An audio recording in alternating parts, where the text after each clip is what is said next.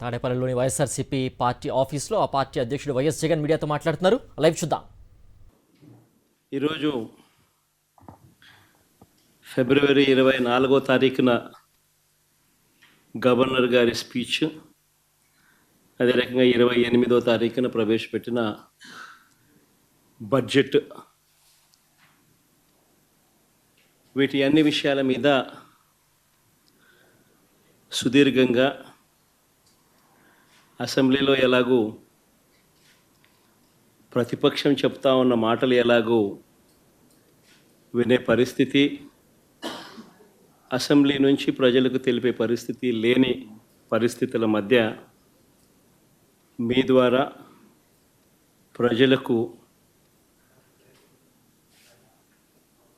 ప్రతిపక్షం సైడ్ నుంచి బడ్జెట్ మీద, గవర్నర్ ప్రసంగం మీద, వీటి అన్ని అంశాల మీద ఇటువైపున నాణ్యానికి ఇటువైపున వర్షన్ కూడా వినిపించే కార్యక్రమం చేస్తూ ఉన్నాం. నిజంగా చంద్రబాబు నాయుడు గారి 2 బడ్జెట్లు ఇవాళ చంద్రబాబు నాయుడు ప్రవేశపెట్టిన 28వ తారీఖున తాను ప్రవేశపెట్టిన బడ్జెట్తో 2 బడ్జెట్లు తను ప్రవేశపెట్టినట్లయింది. ఈ 2 బడ్జెట్లు చంద్రబాబు నాయుడు గారివి గమనించినట్లయితే బాగా ప్రస్ఫుటంగా కూడా కనిపించేటి ఏమిటి అని అంటే, చంద్రబాబు గారు అన్ని రకాలుగా ప్రజలను మోసం చేసిన తీరు తేటతెల్లంగా కనిపిస్తుంది.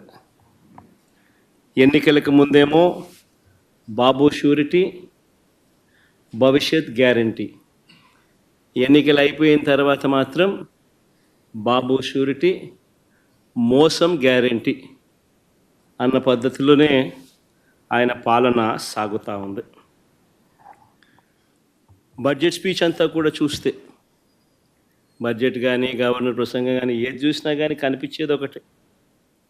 గవర్నర్ ప్రసంగంలో వీళ్ళు రిప్లై ఇచ్చేటప్పుడు కానీ, బడ్జెట్ స్పీచ్లో కానీ ఎక్కడ చూసినా కానీ మనకు కనిపించేటివి 2 కనిపిస్తాయి. ఒకటి పరనింద, 2 ఆత్మస్తుతి. ఈ 2 మాత్రం బాగా ప్రస్ఫుటంగా కనిపిస్తాయి. 2వ బడ్జెట్ ప్రవేశపెడతా ఉన్నప్పటికీ కూడా ఈ రోజుకి కూడా వాళ్ళ నోట్లో నుంచి వచ్చే మాటలు జగనట్ట, జగనిట్ట, జగనట్ట, జగనట్ట, ఆ పాలన, ఈ పాలన, ఇవే మాటలే వస్తాయి. కానీ ఎన్నికలప్పుడు వాళ్ళు ఇచ్చిన మాటల విషయం ఏమిటి, ఎన్నికలప్పుడు వాళ్ళు ఇచ్చిన హామీల విషయానికి ఏమిటి, వాటికి సంబంధించి ఏం చెప్తున్నారు, ఆ సూపర్ 6, ఆ సూపర్ 7 విషయాలు ఏమిటి, ఆ మేనిఫెస్టోలో మీరు 143 హామీలను ఇచ్చారు, ఆ 143 హామీల పరిస్థితి ఏమిటి అని చెప్పి అడిగితే మాత్రం వాళ్ళ నోట్లలో నుంచి ఏ ఒక్కరి నోట్ల నుంచి కూడా సమాధానాలు కూడా సరిగ్గా రావు. ఏది చెప్పినా అబద్ధం, ఏది చెప్పినా మోసం. ఎన్నికలప్పుడేమో సూపర్ 6 అన్నారు, సూపర్ 7 అన్నారు, ఏకంగా ఒక మేనిఫెస్టో రిలీజ్ చేశారు. ఆయన దత్తపుత్రుడు ఇద్దరు కలిసి రకరకాల పద్ధతుల్లో పోజులు ఇస్తూ జగన్ చెప్పిన దానికన్నా ఎక్కువ చేస్తున్నాము అని చెబుతూ ఇంటింటికి బాండ్లు కూడా ఇచ్చారు. బాండ్లతో పాటు కరపత్రాలు కూడా ప్రచురించారు. ఇవన్నీ కూడా ప్రతి ఇంటికి కూడా పంచడం జరిగింది.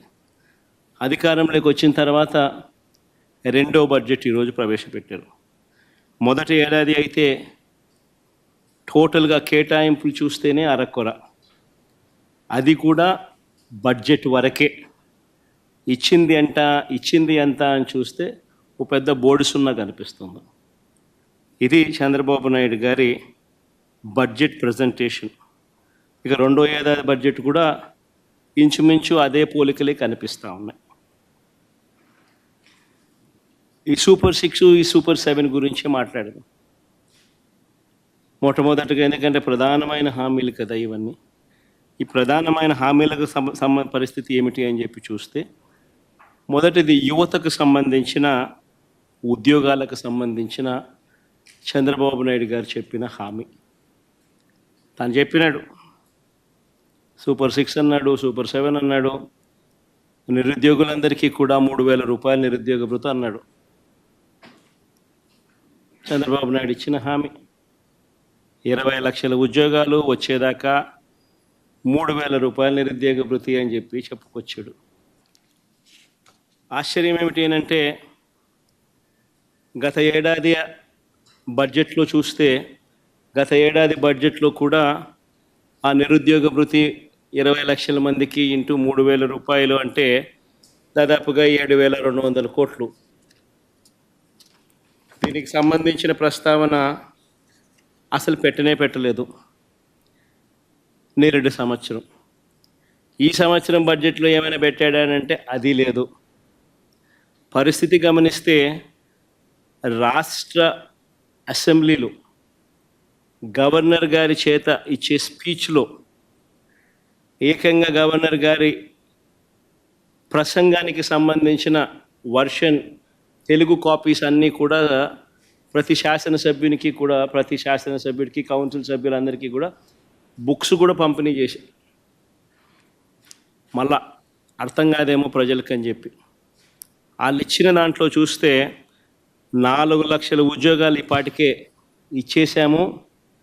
ఆల్రెడీ 4 లక్షల ఉద్యోగాలు ఈ 9 నెలల కాలంలోనే 4 లక్షల ఉద్యోగాలు ఈ 9-10 నెలల కాలంలోనే 4 లక్షల ఉద్యోగాలు ఆల్రెడీ ఇచ్చేసాము అని చెప్పి ఏకంగా బుక్కుల ద్వారా ప్రింట్ కొట్టి మరీ సర్క్యులేట్ చేశారు. ఒకసారి చూపించండి అమ్మా ఒకసారి.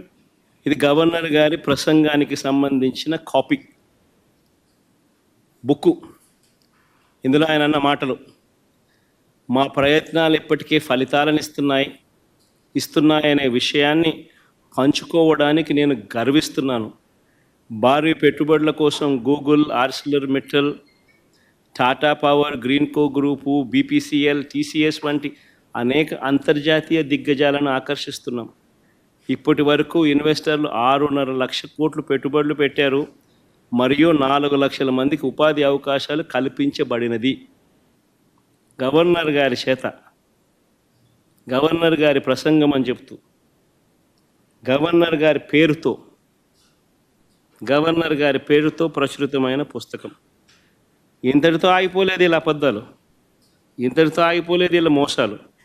ఏకంగా ఈ బడ్జెట్ జరిగేటప్పుడే సోషియో ఎకనామిక్ సర్వే రిలీజ్ చేశారు. 2024-25కి సంబంధించిన 2వ సోషియో ఎకనామిక్ సర్వే. ఇది 2వ బడ్జెట్ కాబట్టి 2వ సోషియో ఎకనామిక్ సర్వే కూడా రిలీజ్ చేశారు. 2024-25కి సంబంధించిన 2వ సోషియో ఎకనామిక్ సర్వేలో వీళ్ళు దాంట్లో ఏకంగా ప్రింట్ కొట్టేశారు. ఏమని కొట్టారు?